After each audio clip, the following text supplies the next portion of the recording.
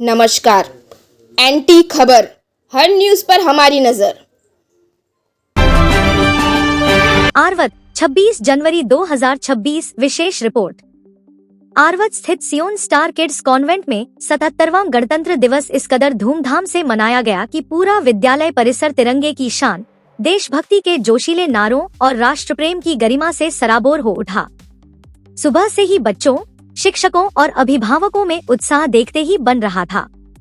इस भव्य आयोजन की अध्यक्षता समाज सेविका सो वैष्णवी निमकर ने की, जबकि कार्यक्रम में प्रमुख अतिथि के रूप में वन अधिकारी वसंतजी ताजणे एवं रोहित पांचाय ने विशेष उपस्थिति दर्ज कराई।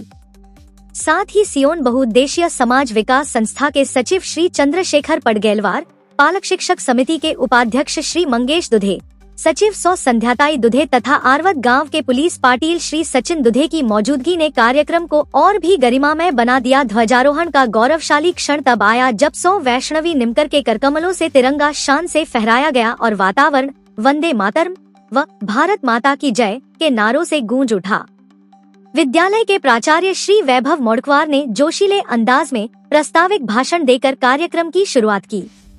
इसके बाद श्री मंगेश दुधे ने गणतंत्र दिवस के ऐतिहासिक महत्व पर प्रकाश डालते हुए विद्यार्थियों व पालकों को संविधान, लोकतंत्र और राष्ट्रीय एकता का संदेश दिया। कार्यक्रम के दौरान विद्यार्थियों द्वारा प्रस्तुत देशभक्ति गीत, सांस्कृतिक नृत्य और प्रेरणादायी प्रस्तुतियों ने उपस्थित जनसमूह का मन मोह लिया। विद्यालय में आयोजित क्रीड़ा एवं सांस्कृतिक प्रतियोगिताओं के विजेताओं को प्रमुख अतिथियों के हाथों पुरस्कार देकर सम्मानित किया गया, जिससे बच्चों का उत्साह 7वें आसमान पर पहुंच गया।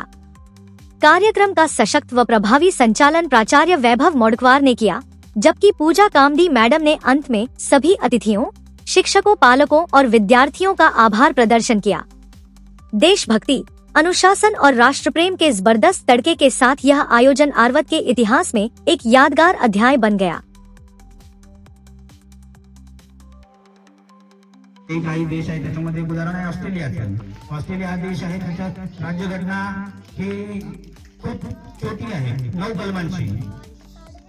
कलमांची, तर ती लिहायला बराचसा कालावधी गेलेला होता आपल्या राज्यघटनेच्या तुलनेत, किंवा इतरही देश आहेत त्यांच्या राज्यघटना लिहिण्यासाठी बराचसा कालावधी गेला। त्याच्या तुलनेमध्ये आपली त्या देशाची राज्यघटना आहे आणि आपला जो देश आहे विविधतेने नटलेला, याला एकत्रित करण्यासाठी सर्वात महत्वाची जी बाब आहे की त्याला इतक्या विस्तृत अशा पसरलेल्या देशाला, सगळ्या विविधतेने नसलेल्या देशाला एक संघ बनवून ठेवायचं असेल तर राज्यघटना म्हणजे नियमावली हे असणे गरजेचं आहे। त्यासाठी बाबासाहेब आंबेडकरांनी संपूर्ण असा देशातील परिस्थितींचा अभ्यास करून त्या देशातील राज्यघटना लिहिण्याचं महत्त्वाचं काम केलं।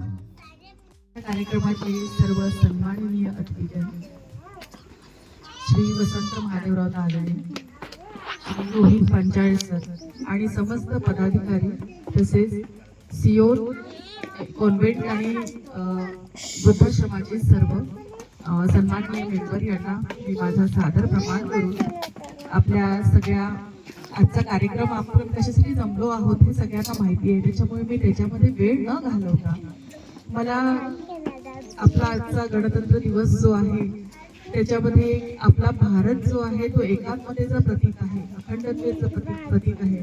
आपल्याला स्वातंत्र्य हे इझी मिळालेलं आहे असं मी म्हणेन, कारण की आपण स्वातंत्र्य पश्चात जन्माला आलो, आपण स्वातंत्र्य पूर्व काळात जन्माला आलो असतो तर स्वातंत्र्य जे आपल्याला मिळालेलं असतं ते जरा कठीण परिस्थितीत मिळालेलं। आता आपल्याला सहज म्हणजे आपल्याला जसा वारसा मिळतो तसा तो वारसा आपल्याला सहज स्वातंत्र्याचा वारसा आपल्याला मिळाला आहे। त्याच्यामुळे आपण ज्या सुखद परिस्थितीत जन्माला आलो आणि वाढलो, यातून जे दुःखित वर्ग आहे किंवा जे आपल्या सामाजिक सगळ्या याचं भान ठेवून आपण जर का एखाद्याला हात देऊ शकलो।